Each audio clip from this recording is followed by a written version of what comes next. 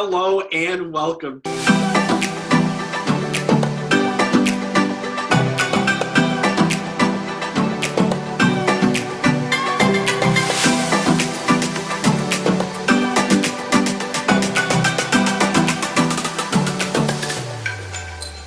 Hello.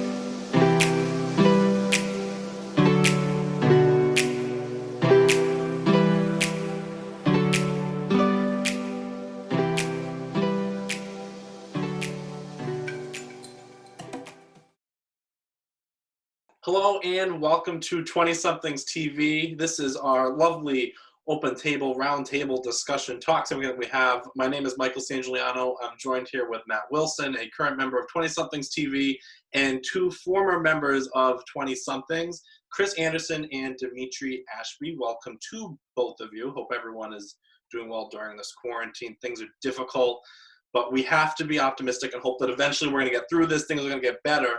But once things get better, do we think there's going to be a new normal? What is the new normal going to be? Masks. I just feel like they're going to stay. There's no real reason for them to stay after the whole sickness goes away, theoretically, but I just feel like people are going to be wearing them more cautionary from now on. Oh, totally, man. I mean, it's already a big thing in Asia. It was already a big thing even before this, you know? It just, the whole idea that this is spread, not even just touching hands, but through the air. I think that anyone who is even a little bit anxious or paranoid is absolutely going to start wearing the face coverings. I think I'll be honest. I don't think I'm ever going to dap anyone up ever again, to be honest. You're going to dap me up? Ooh. Maybe. I don't know, man. I don't know. You know, it's got to be a real in the moment thing. I'm not going to naturally go out for the handshake, I don't think. Oh, man. I'm telling you. I am not going to take it to that extent. I'm going to go back to doing exactly what I was going to do. And then if I'm going to go on the subway or something, maybe I'll bring something to throw a mask on if need be. But that's the you thing. Live your life in fear, man. The physical touch between people is obviously going to change, I think. But then we also have to realize these small little things, like when you go to the grocery store, now they've got that tape on the floor and keeping that literal physical distance between people. I know personally my mom says she loves that. She feels like no one's breathing down her neck waiting to be in line. Is that something that we think is going to stay, Yeah, I could see that staying. I mean, something like that I feel like isn't hurting anybody, that it's in place. It might make it a little more inconvenient, but it's not really, causing anyone some serious harm or anything like that. So I bet Black Friday is going to be crazy for those people who still go to stores and go shopping, because who knows what that's going to be like now. Ooh, imagine Black Friday, coronavirus still around during Black Friday. What would happen with that? Black Friday still gone at that point. I think it would be gone, to be honest. I feel like online shopping is already in the work. Superior. Yeah, I think online shopping will just trump things, but there's a lot of people who don't trust it, so I don't know. I think they're just gonna have to get used to it. I think it's gonna be a way for the small business to shine, though. I was in Wickford today shooting at this little mom and pop shop where they do dishware and local artists, pottery stuff. And I think shops like that will thrive on Black Friday. They're already small and they're in little small towns, you know what I mean? So you can't get that kind of stuff online. So online stuff will stay online. I don't think it's going to get hurt as much by the virus post-virus. But I think other small businesses and stuff, that might shine. People are going to be itching to go out and buy stuff, They've been stuck inside, so. Well, speaking of businesses, at least I know the one that's near my house, the drive-in movie theater is locally owned, and a lot of times it's not like a Cinemark agency. I don't know if that's the right word to use, but do you think those are going to start coming back soon? Because I see that maybe some are considering opening again, and your thoughts on that one?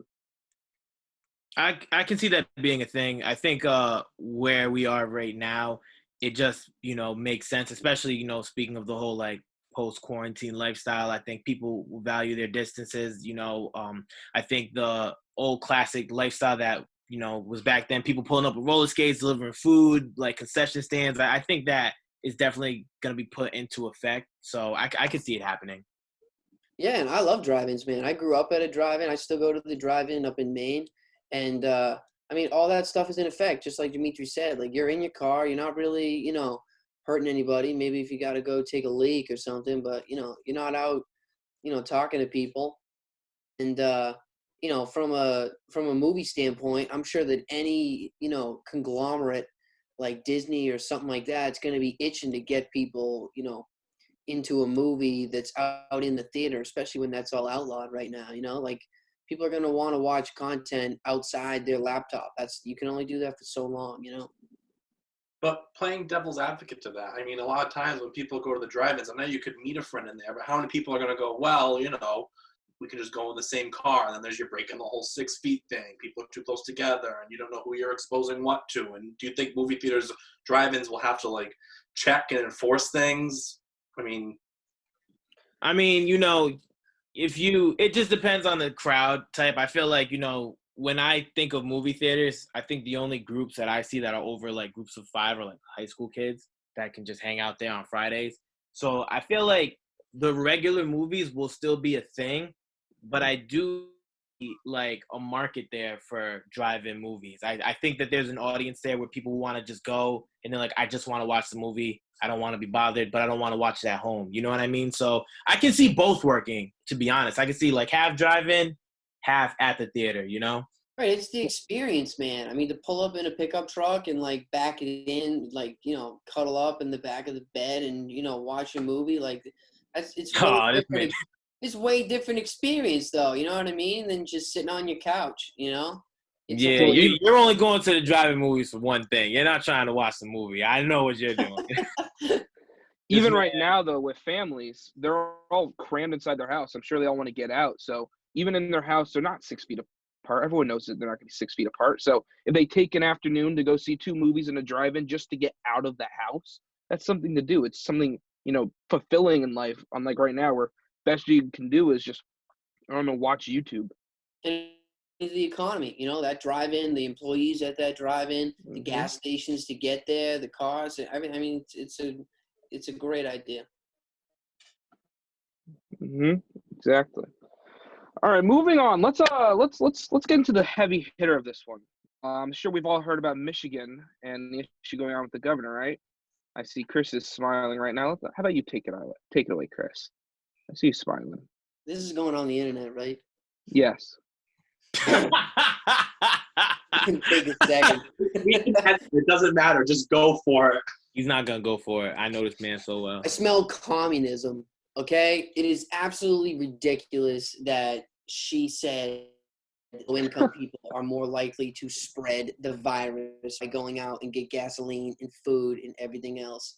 And that she said that the snow on the ground is stopping. People shouldn't be mad about losing their freedom to guard anything else because the snow is coming. Like, I smell tyranny, bro. You cannot just be stripping away people's rights left and right because you in your ivory tower think you know what's best for the people of this country. I am so against this, and I am so with the people that are protesting her. Okay, well, I agree with you on, like, rights being taken away. At the same time, if people just keep going out and doing what they're doing normally, we're going to have way more spreading. It's not going to flatten the curve, which I understand flattening the curve doesn't end the virus, but it stops the hospitals from being overrun. And the last thing you want is the hospitals being overrun to where there's no one able to actually get in there to be helped, let alone people that just don't have the virus. But say someone has an appendicitis, okay, they're not going to be able to get in there and get that taken out, and that can be fatal if you're not taken care of correctly. And I don't necessarily think the rights are being taken away just by them being forced to stay inside. While there are some aspects to what is being done wrong, I just think that take back and relax a little bit. I think I think it goes back to like a common thing. It's not what you say, it's more how you say it. I think the way that she's trying to do things aren't right, but I think that like her points they're not the best, but they're not the worst. I just think I feel like what she's just saying is like people need to stay home. I don't think income has anything to do with it. I don't think that like what people do for a living has anything to do with it, which is where I think she's in the wrong. But I definitely think that like she should have just stuck with what everyone else is doing, you know, staying inside, not going out, not going to events. But like the extra bans that she did, I do see, you know, unnecessary. And I think that she's just like striking a problem with the people in her community. And I think that's like my biggest thing. And the whole income thing, I don't know. I don't want to say, I think it's just wrong. I don't think there's any need to bring what you do for a living into it. Hell yeah, it's wrong. It's in the Constitution. We have the right to life, liberty, and the pursuit of happiness. How the hell are you going to do outlawed to even go outside? All right, it's happening even here in Rhode Island. I was just shooting in Narragansett today, and there are barriers in all of the parking spots at the beaches, and there are signs on every single telephone pole that says police order, no parking, okay?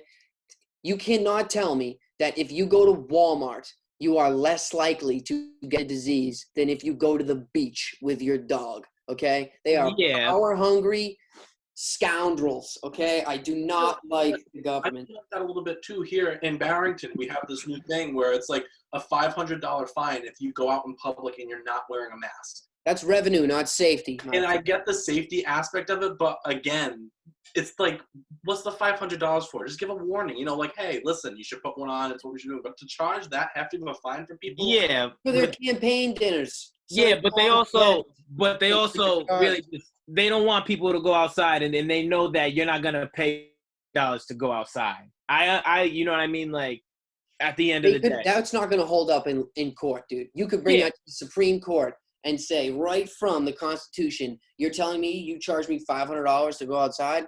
No way are they going to pass that. Yeah, they're not going to pass it, but like the Constitution, you know, they endorse racism in the Constitution. You know what I'm saying? Like there is fine line.